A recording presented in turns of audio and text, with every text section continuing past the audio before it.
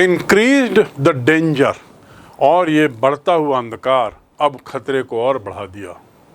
वैसे ही खतरा था, रास्ता अनजाना, समझ में नहीं आ रहा था कहाँ से निकलना है, भूल भुलैया हो गया, और अब यहाँ अंधकार होने लगा, खतरा बढ़ गया। And increased also his gloom, और चेहरे की उदासी भी अब बढ़ गई। ग्लूम माने उदासी। बढ़ते अंधकार के साथ, उतरते हुए अंधकार के साथ, जाती हुई सूरज की रोशनी और उतरता हुआ अंधकार, उसके साथ साथ अब उसका जो उदासी थी वो भी बढ़ गई। एंड डिस्पेयर, डिस्पेयर यानी निराशा, अब वो हताश हो गया, निराश होने लगा, घबराहट होने लगी, खतरा सामने दिखने लगा।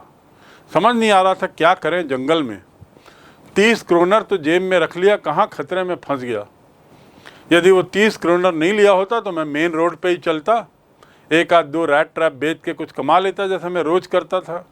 यहाँ वो 30 क्रोनर मैंने क्या ले लिया, उसको लेके जंगल में घुस गया बचने के लिए, छुपने के लिए, और अब जंगल में भटक गया हूँ। यहाँ अंधेरा भी हो चला है, रास्ता समझ में नहीं आ रहा है, खतरनाक लग रहा है, और न जाने क्या क्या सोचने लगा। और इस सोच के साथ साथ उसकी निराशा, उसकी हताशा बढ़ने लगी। डिस्पेयर माने हताशा, डिस्पेयर यानी हताशा, ग्लूम मतलब उदासी। Finally he saw no way out, और अंत में उसने देखा अब कोई रास्ता नहीं, नो वे आउट, अब कोई रास्ता नहीं बचा बाहर जाने का। And he sank down to the ground, और ज़मीन पर बैठ गया, निराश होकर, थक कर, हताश होकर, उदास होकर, घबराहट में वो ज़मीन पर बैठ गया। He sat down on the ground, sank down on the ground, sink मतलब डूबना, sank down मतलब जमीन में बिल्कुल एक डूबे जैसा गिर गया, उतर गया, बैठ गया। Tired to death, इतना थक चुका था मानो वो अधमरा हो गया है। To tire मतलब थका देना, थकानदायी, इतनी थकानदायी उसकी जो उसका दिन हो गया था कि मानो अधमरा हो गया था। Thinking that his last moment has come, और सोचने लगा शायद मेरा आखिरी क्षण आ गया है, अब यहीं मुझे मरना है। न रास्ता दिख रहा, न कोई दिख रहा, अंधकार अलग हो रहा है, भूख अलग लग रही है, थकान अलग है, और न जाने क्या क्या। So he was tired to death, अधमरा हो चला था थकान से। Sank down on the ground, जमीन पर लगभग गिर गया। Thinking that his last moment has come, और सोचने लगा मेरा अंतिम समय आ गया। बट फिर देखिए अब कहानी नहीं बदलती है। But just as he laid his head on the ground he heard sound. To lay मतलब लेटना, लाई माने लेटना, उससे बना ले, लाई ले लेड। तो just as he laid his head, जैसे उसने अपना सिर लेटाया, ही हर्ड ए साउंड, उसे एक आवाज आई। देखिए कैसे फिर भाग्य उसका साथ देता है। अब उसे एक आवाज आती है, a hard regular thumping. Thump करना मतलब ऐसा मारना, हार्ड जोरों से मारते हुए, थम्पिंग रेगुलर मतलब लगातार कोई ऐसा थंप कर रहा है, थपथपा रहा है किसी चीज़ को, किसी को जोर जोर से, ऐसी आवाज़ उसको आई। जैसे वो ज़मीन में लेटने के लिए गया और सिर उसने जैसी ज़मीन पे टिकाया, उसको थंपिंग की आवाज़ आती है, कुछ आवाज़ आती है। और थंप मतलब जोर जोर से पीछे से मारना। जस्ट एज ही लेड, जैसे ही वह लेटा, अपने सिर को उसने लेटाया। लाई लेड लेड, ले लेड लेड, ये दो शब्द है अलग अलग। टू ले एक मतलब अंडे देना, और टू लाई माने लेट जाना, लेकिन पास्ट टेंस देखिए दोनों के क्या हैं। तो जैसे ही वो लेटा उससे थंपिंग की आवाज़ आती है, तुरंत थोड़ा सा आशा की किरण जाग पड़ती है। There was no doubt as to what that was, उसको कोई शंका नहीं थी कि ये किस चीज़ की आवाज़ है। समझ गया किसकी आवाज़ है। There was no doubt as to what that was, कोई शंका नहीं थी कि किस चीज़ की आवाज़ है। ही रेज्ड हिमसेल्फ, टू रेज मतलब उठाना, उसने अपने को उठाया अर्थात खड़ा हुआ। Those are the hammer strokes from an iron mill. ये तो आयरन मिल का हैमर, हथौड़ा पीट रहा है कोई, ऐसा लग रहा है। अर्थात आसपास कहीं पर आयरन मिल है, अर्थात आसपास कहीं पर आयरन मिल है, मतलब वहाँ लोग रह रहे हैं, कोई आदमी है जो थंप कर रहा है।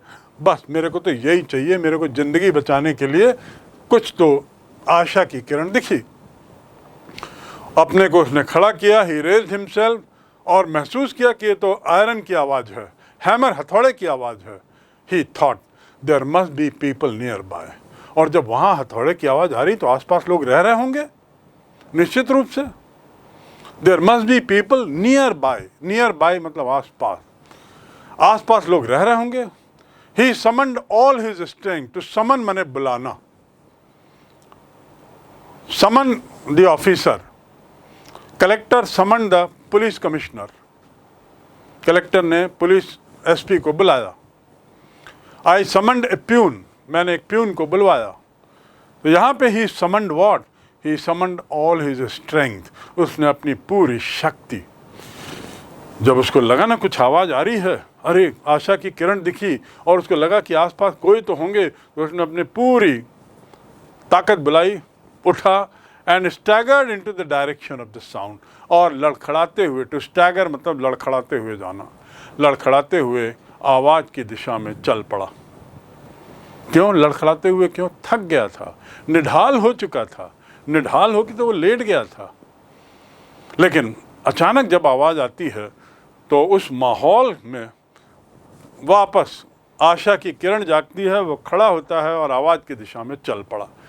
टू स्टैगर मतलब लड़खड़ाना, in the direction of the sound, sound of what, sound of the hammer, thumping something, किसी चीज़ को पीट रहा था हैमर, उस दिशा में वो चल पड़ा। क्यों? इस उम्मीद में कि वहाँ कोई न कोई आदमी तो होगा, मुझे कोई शरण तो मिलेगी, मुझे कोई खाने को तो देगा, और सबसे बड़ी बात, मैं यहाँ सुरक्षित तो रहूँगा, इस जंगल से निकल के किसी के पास तो पहुँचूँ। As soon as the young girl caught sight of him, as soon as मतलब जैसे ही लड़की की नज़र उस पर पड़ी, caught to catch sight of, नज़र पड़ना। I caught sight of that man, मेरी उस आदमी पर नज़र पड़ी। I caught sight of that thief, मेरी इस चोर पर नज़र पड़ी। तो यहाँ पर जैसे उस लड़की, साइट माने दृश्य और साइट माने नज़र, your I site is good, तुम्हारी आँख की जो दृष्टि है, नज़र जो है बहुत तेज है, अर्थात नॉर्मल है, your eyes are normal. So sight, SIGHT, और साइट माने दृश्य भी। Look at that sight so beautiful behind the mountain, पहाड़ों के पीछे का वो दृश्य कितना सुंदर है। तो यहाँ पर as she caught sight of that man, she went up to him and lifted his hat, वो उसके पास गई और उसकी टोपी को हटाया, क्योंकि टोपी से वो चेहरा ढक दिया था अपना, आंखें ढक दी थी उसने, सोने के लिए जा ही रहा था। उसने उसको, लड़की आई और उसने उसकी टोपी हटाई। She went up and lifted his hat. The man was evidently used to sleeping with one eye open. और ऐसा लग रहा था, evidently मतलब स्पष्ट दिखाई दे रहा था कि उस आदमी की एक आंख खोल के सोने की आदत थी। कई लोगों की होती आदत ऐसी, तो एक आंख खोल के सोने की आदत थी। Used to sleeping, he used to sleeping with one eye open, एक आंख खोल के सोने की आदत थी। जैसे ही लड़की ने उसका हैट हटाया, he jumped up abruptly मतलब अचानक, abruptly मतलब अचानक, वो अचानक उठा और उसके बाद seemed to be quite frightened, to frighten मतलब घबरा देना, frighten माने घबरा देना, और वो आदमी घबरा गया क्योंकि वो तो सो रहा था, सिर पे हैट रख लिया था अपने आँख के ऊपर, लगभग नींद में चला गया था। यहाँ आती ही लड़की और उसके हेड को हटाती है, जैसे ही हटाती है आदमी घबरा जाता है। और घबराने का एक कारण और भी था, अनजान जगह थी। उसके अलावा उसको बार बार ये डर था कि कहीं मैं 30 क्रोनर के चक्कर में किसी की गिरफ्त में ना आ जाऊं, तो वो घबराहट भी रही होगी। तो जैसी हैट हटाया, घबरा के बैठ गया, अब्रप्टली मतलब अचानक, and seemed to be quite frightened, और बहुत बुरी तरह घबरा गया था। अचानक ये घटना हुई तो घबरा गया। यू लुक वेरी फ्राइटन्ड, तुम बहुत घबराए हुए दिख रहे हो। I got frightened seeing the tiger, tiger को देख के मैं घबरा गया। My friend gets frightened seeing the lizard, मेरा मित्र जो है वो छिपकली को देख के घबरा जाता है। तो टू गेट फ्राइटन्ड मतलब घबरा जाना, टू फ्राइटन मतलब घबरा देना। So here what happened, he got frightened, बहुत घबरा गया। माई नेम इज एडला विल्मनसन, जैसे उठ के बैठा घबराहट में, तुरंत लड़की ने कहा, मेरा नाम एडला है, मेरा नाम एडला विल्मनसन है। Said the young girl. My father came home and said that you wanted to sleep here in the forge tonight. मेरे पिताजी आए थे घर और फिर उन्होंने बताया कि आप यहीं फोर्ज में आज रात सोना चाहते हो। You want to sleep here tonight? And then I asked permission to come and bring you home to us. और फिर मैंने पिताजी से परमिशन ली कि मैं जाऊंगी और आपको घर लेके आऊंगी। ऐसा ही लड़की बोल रही है। लड़की ने जैसे ही हैट हटाया, ये आदमी घबरा के बैठ गया, ट्रैम्प चमक गया, थोड़ा चौंक गया। तो लड़की ने तुरंत अपना परिचय दिया कि मेरा नाम एडला है, और पिताजी ने बताया कि आप यहाँ सो रहे हैं रात में फोर्ज में, तो मैंने उनसे अनुमति ली है कि आपको मैं घर लेके आऊँ।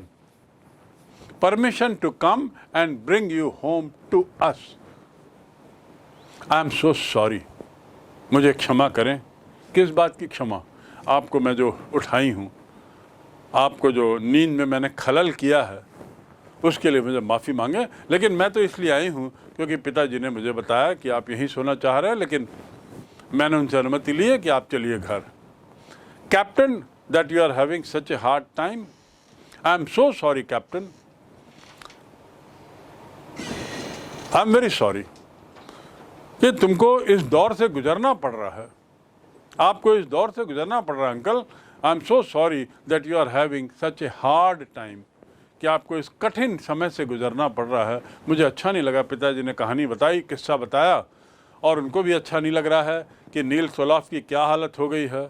और उन्होंने कहा कि नील सोलाफ तो वहाँ पे सोने की जिद कर रहा था, मैं तो हर तरीके से मनाने की कोशिश किया, वो नहीं माना, तो मैं उनसे अनुमति लेके अब आई हूँ और मैं चाहूँगी कि आप चलिए मेरे साथ। And I am very sorry कि आपको तकलीफ में डाला। She looked at him compassionately. Compassion मतलब सहानुभूति पूर्वक। उसने सहानुभूति पूर्वक देखा। शी लुक्ड एट हिम, अर्थात ट्रैम्प को लगा कि ये लड़की जो है बड़े सहानुभूति से बात कर रही है। With her heavy eyes and then she notice, बड़े सहानुभूति पूर्वक अपनी आँखों से वो उसको देख रही थी। और फिर उसकी नज़र पड़ी, उसका ध्यान गया। नज़र पड़ी का अर्थात कि उसने देखा और उसको लगा कि वो आदमी बहुत घबराया हुआ है। That the man is afraid. To be afraid मतलब घबराया होना। टू बी फ्राइटन्ड यानी to be afraid. He looked afraid, घबराया हुआ दिखा। ऐसा दिखा तो उसके मन में, लड़की के मन में कुछ लगा। Either he has stolen something or else he has escaped from jail. उसका व्यवहार देखकर लड़की को लगा कि या तो उसने कुछ चीज चुराई है। टू स्टील माने चोरी करना, स्टील, स्टोल, स्टोलन। या तो उस लड़की ने कुछ चीज चुराई है और या फिर वह जेल से भागा है। टू एस्केप मतलब भागना, भागना। वो जेल से निकल के भागा है। देखिए लड़की कुछ समझ रही थी कि कुछ तो गड़बड़ है। जिस ढंग से वो उठा, घबराया, और जिस ढंग से उसकी प्रतिक्रिया थी, रिएक्शन था, वो बड़ा घबराया हुआ दिखा। तो लड़की को लगा कि या तो ये चोरी किया है कहीं से या भागा है। टू एस्केप मतलब निकल भागना। यू एस्केप्ड माई अटेंशन, तुम मेरी नज़र से बच निकले, मेरे ध्यान से तुम बच निकले, मतलब तुम बच गए। आई एस्केप्ड ए मेजर एक्सीडेंट, मैं किसी तरह से एक मेजर एक्सीडेंट से बच निकला। तो टू एस्केप मतलब बच निकलना। सो कहीं से ये जेल से निकल भागा है। शी थॉट, उसने सोचा, एंड एडेड क्विकली, और मन ही मन फिर ये कहा नहीं उसने, और फिर सोचने लगी, you may be sure captain that you will be allowed to have just as freely as you come. फिर उसने उसको कहा ये सोचते हुए कि कैप्टन ये सुनिश्चित है, यू मे बी श्योर, बिल्कुल तय है कि you will be allowed to leave us just as freely as you came. तुमको मैं वैसे ही, हम लोग वैसे ही जाने देंगे जैसे तुम आए, खाली आए, स्वतंत्रता से आए, स्वतंत्रता, जब तुमको लगेगा जाने का तुम चले जाना, हम तुमको रोकेंगे नहीं। और मन ही मन वो सोच रही थी कि या तो ये चोर है या जेल से भागा हुआ आदमी है, लेकिन क्या करती, उस बात को दरकिनार करते हुए, क्योंकि वो उसके पिताजी का पुराना सहयोगी था, ऐसा इसको लगा। उसने कहा कि कोई बात नहीं, आप चिंता मत करो, हम आपको रोकेंगे नहीं, आपकी जब जाने की इच्छा होगी तब चले जाना। Only please stay with us over Christmas Eve, केवल आप हमारे साथ क्रिसमस की शाम गुजारें बस। ओनली प्लीज स्टे, कृपया हमारे साथ रहें। कब? ओवर क्रिसमस ईव, ईव माने शाम, एंड ईव माने गर्ल भी होता है, लड़की को भी ईव बोलते हैं। तो यहाँ क्रिसमस ईव में आप बस हमारे साथ रह लो, फिर उसके बाद जब जाना हो, जैसे जाना आप चले जाना। और ये समझना सरल था कि कुछ गलती तो हो गई है। And it was easy to understand that when he had seen the strange fellow in the uncertain reflection from the furnace, he might have made a mistake, but that now, when he stood there in a broad daylight, it was impossible to mistake him for an old acquaintance. बहुत लंबा वाक्य है। उसकी भौहें चढ़ गईं, और जैसा मैंने बताया, पकड़ मतलब, now why did he look at him with पकड़ ब्राउज? जैसा मैंने बताया, पकड़ मतलब आप समझ सकते हैं, शिकन आ गई थी, कपड़ों में शिकन आती है, ऐसी चेहरे में शिकन आ गई थी। ब्राउ मैंने भौहें। ही वॉज नॉट हैप्पी, उसको भले तैयार देखा, अच्छा देखा, अच्छे कपड़ों में देखा, स्टार्च कॉलर में देखा, स्टार्च मतलब कलफ, जैसे हम हिंदी में कहते हैं कलफ लगाना, तो कलफ लगी हुई कॉलर थी, सब कुछ अच्छा था, but he did not seem happy. अब क्यों? अब आयरन मास्टर क्या चाह रहा था? इतना बढ़िया तैयार हो गया उसका साथी पुराना, और इसके बारे में इतना सोच रहा था, अब जब वो सामने आता है तो खुश नहीं दिखाई दिया। जब स्ट्रेंजर सामने आता है, पेडलर आता है नाश्ते की टेबल पर, तो आयरन मास्टर का चेहरा कुछ और बदल गया, भौहें तरेर गईं। He looked at him with puckered brow and it was easy to understand, और अब समझ गया चेहरे से, that when he had seen the strange fellow in the uncertain reflection from the furnace, अब वो समझ गया, it was easy to understand, अब वो समझ गया कि फर्नेस की रोशनी में जो चेहरा उसने देखा था रात में इस पेडलर का, that when he had seen the strange fellow, इस अजनबी को, उसका चेहरा उस फर्नेस के आग की लाइट में जो देखा था तो शायद कुछ गलती हो गई। रात में लाइट में देख के उसने जो समझा शायद कुछ गलत समझा था। He might have made a mistake, शायद कुछ गलती हो गई होगी उस समय, बट दैट नाउ, लेकिन अब जो मैं देख रहा हूं, अब ये जो stranger when he stood there in broad daylight, अब जब मेरे सामने दिन में खड़ा हुआ है, it was impossible to mistake him, अब यह संभव है कि मैं कुछ गलती करूं फॉर एन ओल्ड एक्वाइंटेंस, और उसे अपना पुराना परिचित मानूं। अर्थात आयरन मास्टर समझ गया कि कल रात गलती हुई। वो जो फर्नेस की जो आग थी, उस आग की रोशनी में इस स्ट्रेंजर को मैंने देखा तो मुझे नील्स ओलाफ लगा। हो सकता है, अब तय है कि वो गलती हुई, उस समय मैं गलत समझ गया, क्योंकि जो लाइट का रिफ्लेक्शन था, आग की रोशनी से जो दिखाई दे रहा था उसका चेहरा, उससे मुझे लगा कि ये मेरा पुराना सहयोगी नील्स ओलाफ है। लेकिन अभी मैं दिन में देख रहा हूँ तो जो दिख रहा है सामने, उसमें मैं गलती नहीं कर सकता। ब्रॉड डे लाइट है, इसमें तो वो मेरा पुराना परिचित तो लगा ही नहीं रहा है। He is not looking like Nils Olof. It was impossible to mistake him. अब मैं गलती नहीं कर सकता, असंभव है गलती करना और ये सोचना कि ये कोई मेरा पुराना सहयोगी है। अर्थात अब सच्चाई सामने आ गई। अब आयरन मास्टर समझ गया कि कल गलती हो गई। ये अनजाना व्यक्ति है, अजनबी व्यक्ति है, जिसे मैं घर में नील्स ओलाफ अपना सहयोगी मान के ले आया हूं। यहां तक अब आप देखते हैं कहानी में कितना बड़ा मोड़ आता है। Now you can understand how the story changes now. Iron Master had brought someone home and sent his daughter to bring that man home, thinking that that man is my old acquaintance, someone I knew earlier, and he was having pity on him. उसको दया भी आ रही थी अपने इस पुराने परिचित की हालत देखकर। हाड़ मांस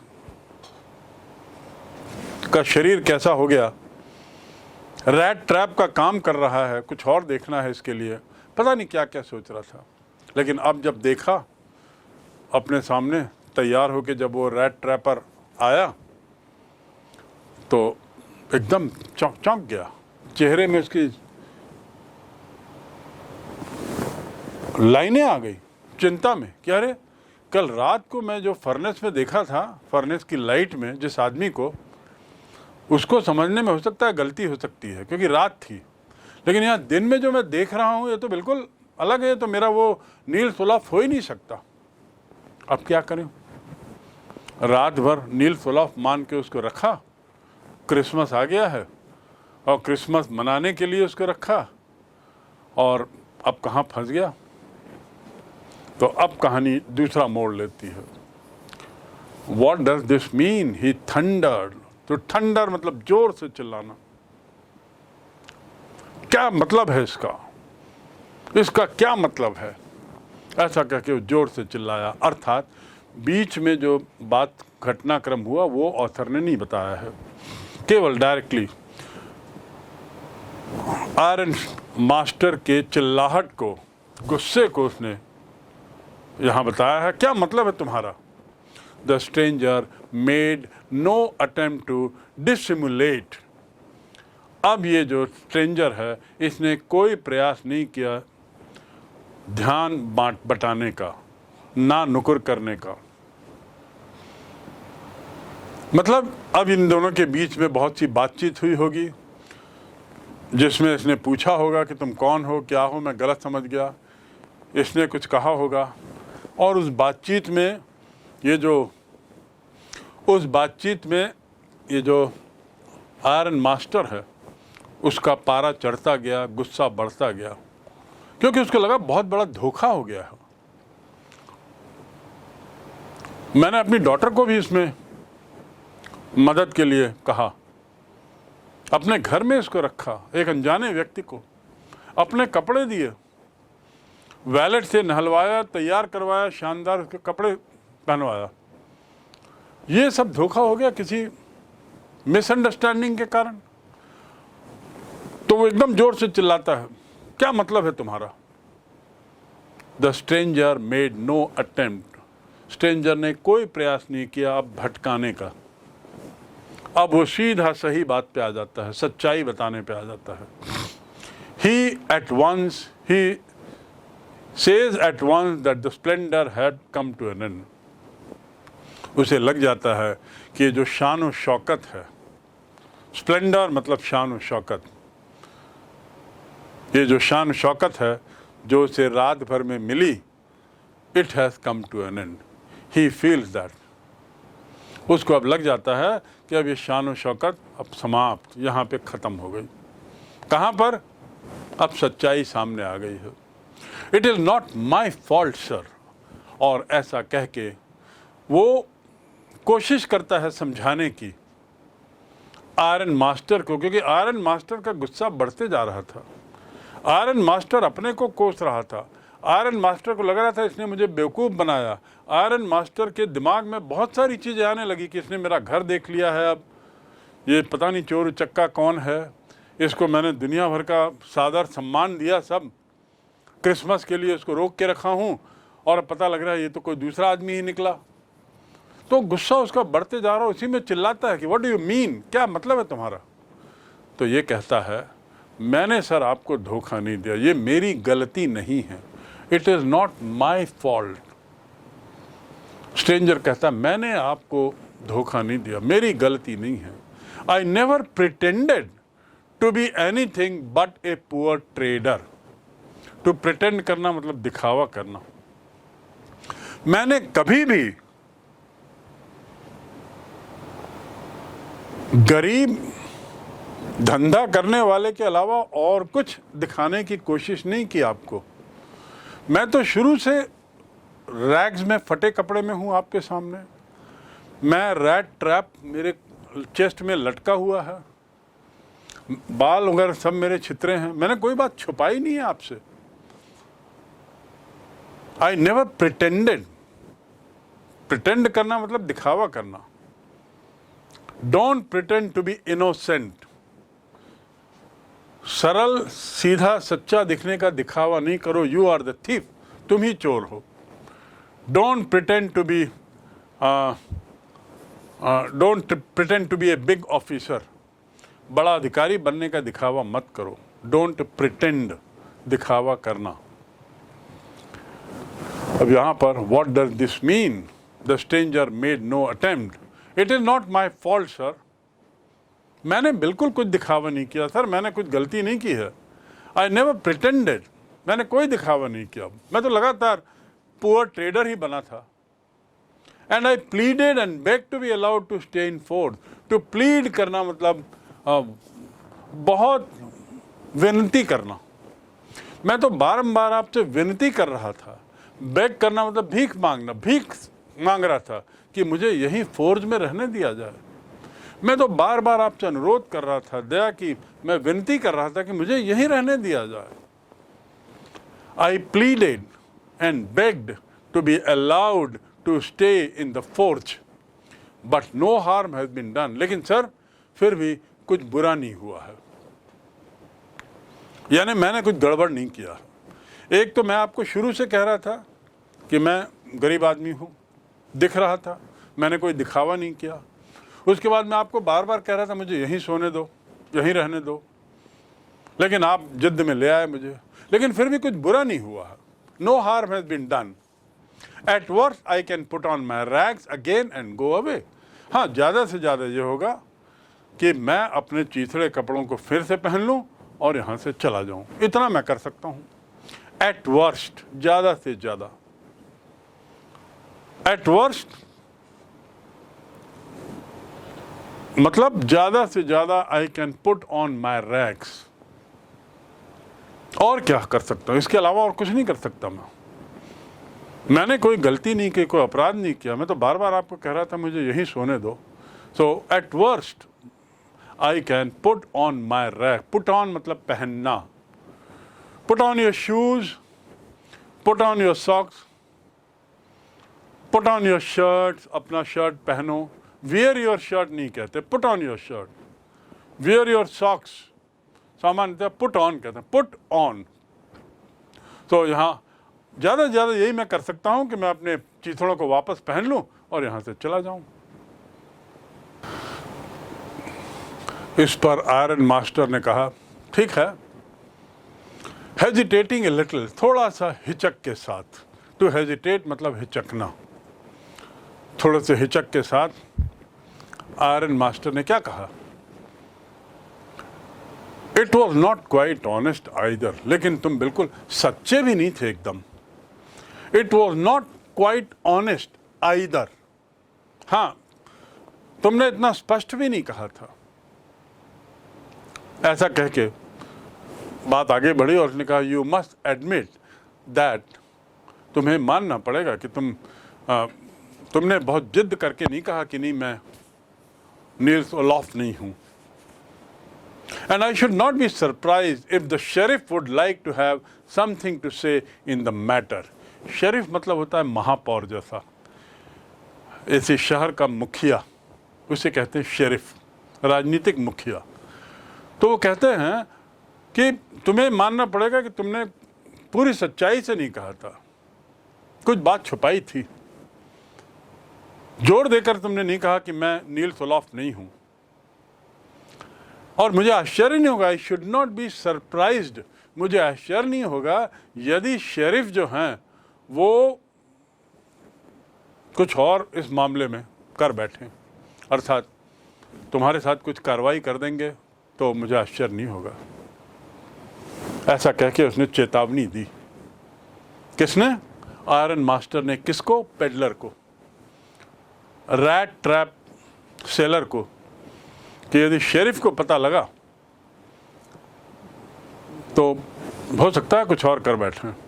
the tramp took a step forward, ऐसा सुनने पर ट्रैम्प एक कदम आगे आता है, and struck the table with his fist, fist यानी मुट्ठी, एक कदम आगे आया और उसने टेबल पर मुट्ठी मारी।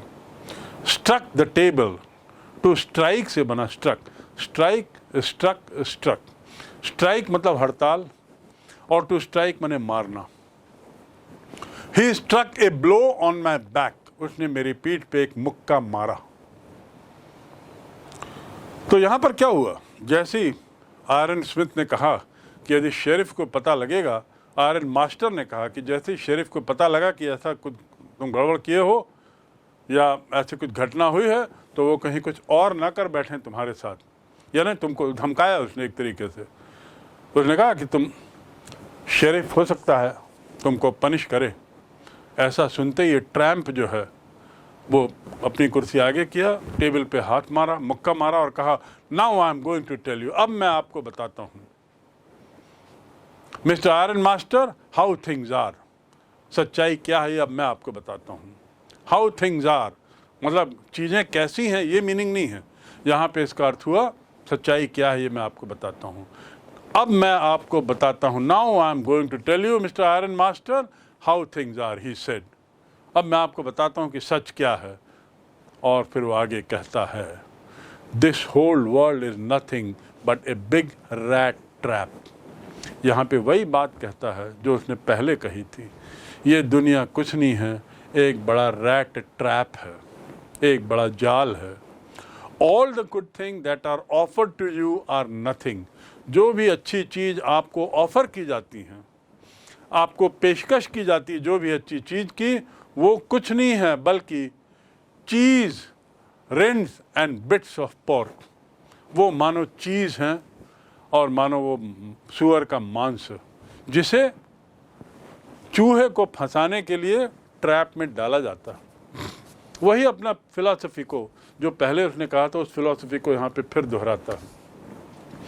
तो कहता है आयरन मास्टर, अब मैं सच्चाई बताता हूँ। सच्चाई क्या है, दुनिया कैसी है। पूरी दुनिया जो है वो रैट ट्रैप की तरह है, बड़े रैट ट्रैप की तरह, जिसमें आपको जो भी दिया जाता है, आपको जो भी पेशकश की जाती है, वो कुछ नहीं है बल्कि मानो चीज़ हो या पोर्क हो। और किस लिए पेशकश की जाती है? To drag a poor fellow into trouble.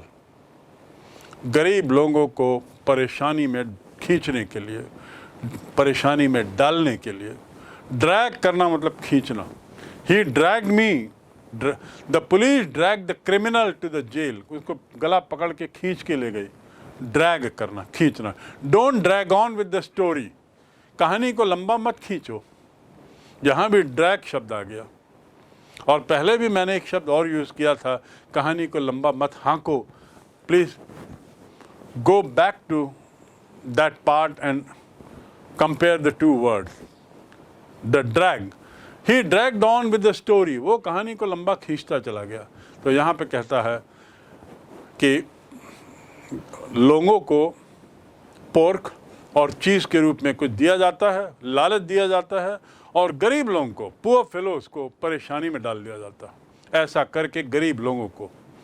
And if the sheriff comes now and locks me up for this, और यदि शेरिफ अब आता है और मुझे लॉक करता है, जेल में डालता है, गिरफ्तार करता है।